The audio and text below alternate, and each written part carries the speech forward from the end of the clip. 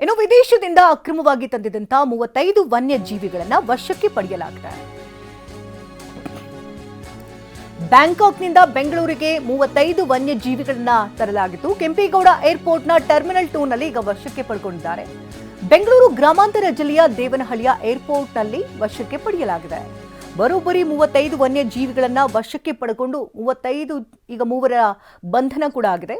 ಏರ್ಪೋರ್ಟ್ನ customs ಅಧಿಕಾರಿಗಳಿಂದ ಬಂಧನ ಆಗಿದೆ. ವನ್ಯಜೀವಿ ಸಂರಕ್ಷಣಾ ಕಾಯ್ದೆಯಡಿ ಹಾಗೆ ಕಸ್ಟಮ್ಸ್ ಕಾಯ್ದೆಯಡಿ ಬಂಧನಕ್ಕೆ ಒಳಪಡಿಸಲಾಗಿದೆ. ನೀವು ಗಮನಿಸ್ತಾ ಇರಬಹುದು, ಬರೋಬ್ಬರಿ 35 ವನ್ಯಜೀವಿಗಳನ್ನ ಬ್ಯಾಂಕಾಕ್ನಿಂದ ಕರೆತರಲಾಗಿತ್ತು. ಇದೀಗ ಕಸ್ಟಮ್ಸ್ ಅಧಿಕಾರಿಗಳು ಅವುಗಳನ್ನು ಲಾಕ್ ಮಾಡಿದ್ದಾರೆ.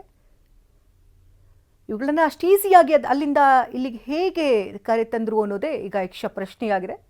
ಈಗ ಬೆಂಗಳೂರಿನಲ್ಲಿ ಕಸ್ಟಮ್ಸ್ ಅಧಿಕಾರಿಗಳು ಇದನ್ನು ಲಾಕ್ ಮಾಡಿದ್ದಾರೆ. ಬರೋಬ್ಬರಿ 35ಕ್ಕೂ ಹೆಚ್ಚು ವನ್ಯಜೀವಿಗಳು ಗಮನಿಸ್ತಾ ಇರಬಹುದು. ಅಲ್ಲಿ ವನ್ಯಜೀವಿಗಳನ್ನು ಆಮೆಗಳಿದೆ, ಹಾಗೆ ಒಂದು